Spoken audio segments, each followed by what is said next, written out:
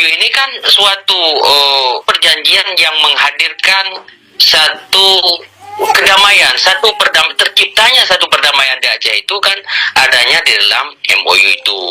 Maka semua pihak, semua orang, ya, semua kelompok harus mensupport ini supaya ini bisa dilestarikan perjanjian damai ini. Nah, yang kedua, saya tidak melihat sisi urgensi menghadirkan 4 batalion di Aceh. Untuk apa kira-kira ya?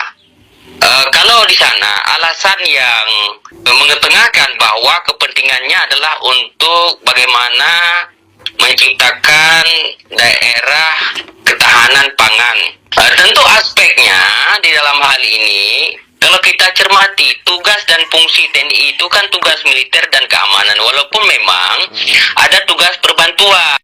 Tapi ini kan tidak realistis ya, tidak realistis dengan kondisi bagaimana meningkatkan pangan, karena mereka adalah infrastruktur ya, bukan suprastruktur. Artinya infrastruktur, mereka yang mengerjakan keamanan, mereka yang memberikan kenyamanan kepada masyarakat, yang menjaga teritorial ya.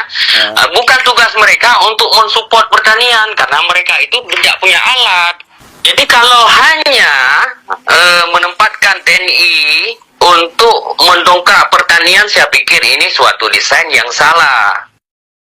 Nah, mereka digaji negara untuk menjaga keamanan, bukan untuk bertani. Jadi ini aspeknya sudah salah. Secara logika hukum, salah ini penempatannya. Ya intinya ini harus dikaji ulang kok Ji ya, apa yang diwacanakan ini kok Ji.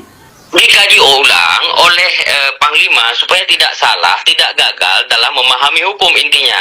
Karena masyarakat menolak. Jadi intinya ini tidak boleh dilanjutkan.